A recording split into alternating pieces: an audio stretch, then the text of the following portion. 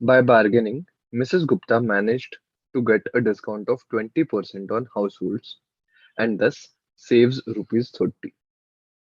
What is the amount that she finally paid? Now, Mrs. Gupta managed to get 20% discount. Let's assume that the total bill was X rupees.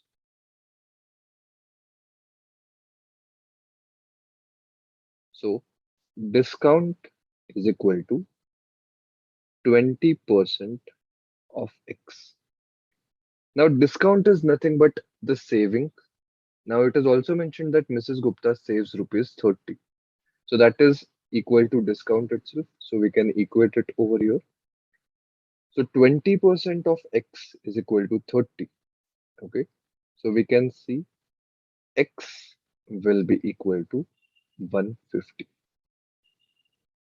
The total bill was of 150.